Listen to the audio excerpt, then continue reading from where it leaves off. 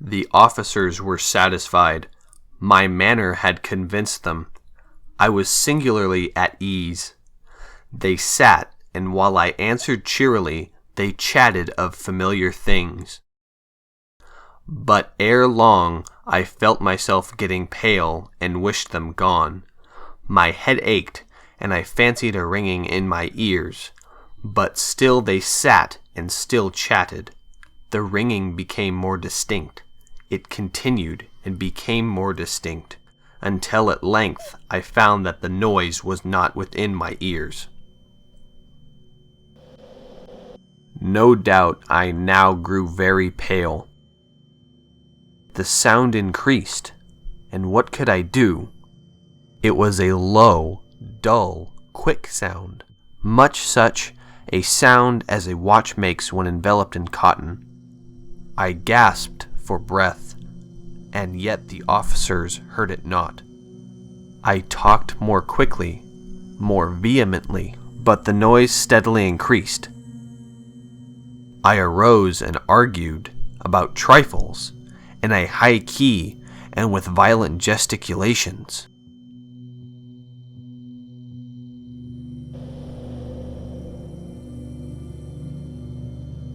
Why would they not be gone?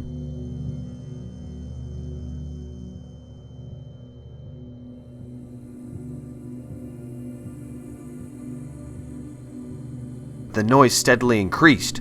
Oh God, what could I do? I foamed. I raved, I swore. I swung the chair upon which I had been sitting and grated it upon the boards, but the noise arose over all and continually increased.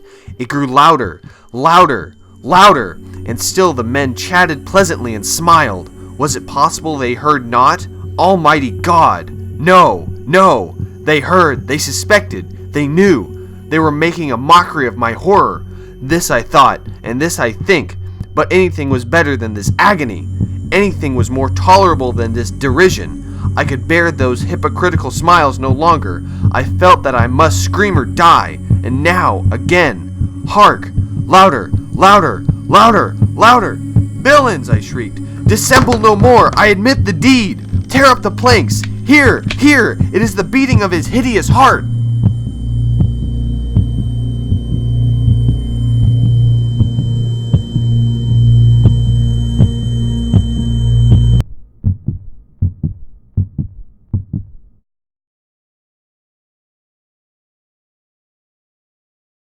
According to Edgar Allan Poe, the perfect story would be one that could be read in a single sitting and touch on things everyone can relate to. The Telltale Heart exemplifies this in that it is a precise 10 paragraphs, perfect for a single sitting. The story is a perfect example of Poe's ability to take a creepy story and condense it into a comprehensible yet short reading. The idea of a secret that would reveal itself despite all efforts was something Poe believed everyone could relate to, and thus the story would be in a way touching to any who read it, by proving anyone just might have a spark of madness. The story was first published in 1843 in James Russell Lowell's The Pioneer. It is considered a classic of the Gothic fiction genre. The Telltale Heart falls into the short horror story category. The portrayal of madness and paranoia seem to affect the reader in such a way as to cause them to feel the same way as the narrator, which is likely one of the reasons that it is one of his most popular stories. Poe, in essence, wanted to create a story that would be suspenseful, short, comprehensive, and still be at least mildly intellectually challenging. Poe was born in Boston on January 19, 1809. The American author, poet, editor, and literary critic is considered the inventor of detective fiction, as well as one of the earliest practitioners of the short stories he was so fond of. He led a financially difficult life and career.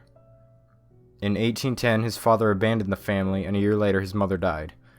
On October 7th... Okay, so this is super boring. Like, ooh, documentary. Yay! No!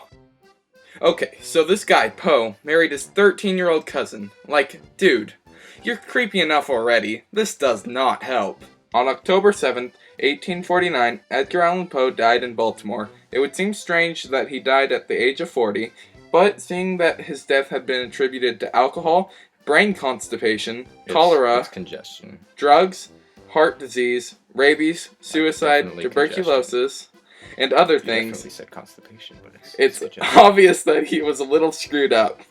In January 1845, he became, instantly famous when he published The Raven. His wife/cousin, who, by the way, was half his age when they were married, died of tuberculosis 2 years after The Raven was published. There were so many things wrong with that relationship.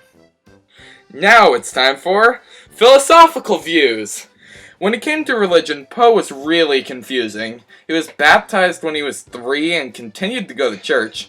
The thing he says sometimes sounds like Christianity, sometimes was like a deist, sometimes like an atheist. I can really relate to this guy. And sometimes just, whatever. He was officially a Christian, but, as quoted, he has a faith of his own. When it came to politics, Poe really didn't give a shit. He actually kinda tried to stay away from them. However, he wasn't a fan of slavery. In the narrative of Arthur Gordon Prime? I think it's Prim. Prime? So, as it turns out, there's not an R in that. In the narrative of Arthur Gordon Pym, there are many pretty freaking creepy details about the slavery. Still, he wasn't really interested in the abolishment of slavery, he just loved being confusing. Analysis and tone. Excited. Poe kinda really liked short horror stories, and it's kinda obvious he enjoyed writing this. Mood. Really creepy style. 10-paragraph short stories. Setting. Interior of a house. Now it's time for everybody's favorite topic. What? Pow! Right in the kisser. No, this isn't the What is honeymooners. wrong with you? This is point of view, my friends. First person, language. He's super serious and sometimes uses scary words like dissimulation, You've got to be sagacity, and desire. Just flip the Characterization. ripping the page out. Story narrator. The evil eye, how it vexed me. Foreshadowing. The intro paragraph. He's all like, oh, I'm not crazy. Why would you say I'm crazy? Nothing crazy here. So using incredible deduction powers, you can see there's going to be something crazy. Irony. So the main character is all confident about how safe he is and literally gives himself away because of something in his head, and when he goes into detail about how he can't even be insane because of how careful he's being, he's actually just showing people that he's super paranoid and crazy. Repetition of sound words adds to the increasing anxiety. I must scream or die, and now, again, hark, louder, louder, louder. So that's about the recording. No, that's not the recording. We still have. Okay, so imagery. Here, an example. He had the eye of a vulture, a pale blue eye with a film over it. I turned the latch of his door and opened it, oh so gently. And then, when I had made an opening sufficient for my head, I put in a dark lantern, all closed, that no light shone out. The imagery in the story is excessive, and it's supposed to be that way because the main character, the whole thing about the whole story is this main character trying to explain that he is not insane by going into detail how he killed this guy, and he goes into so much detail to prove that he's not crazy, and he's actually just proving that he's crazy because he's so paranoid. But yet the whole story has so much imagery, and it's did you even read anything I said? People really liked it and really didn't like it when it came out. It became really popular, but sometimes for bad as well as good reasons. People said it was super skillful and strong, yet overstrained and repulsive. After a while though, just like me. Seriously. After a while, though, people changed these to an article of thrilling interest and very wild and very readable. 2 years after it came out, he revised it by getting rid of the epigraph, whatever that is. Oh my, it's like a quote at the beginning. So yeah, Edgar Allan Poe. Really creepy, but, you know, yeah, he's okay. What was that? I just thought you were being boring, so I, decided to step in. Boring. When you watch a documentary, you're like, oh, that guy's boring. Let's just say everything. Yeah, I usually switch it over to cartoons. Did you read this? It is so... I spent like a day writing all the information as...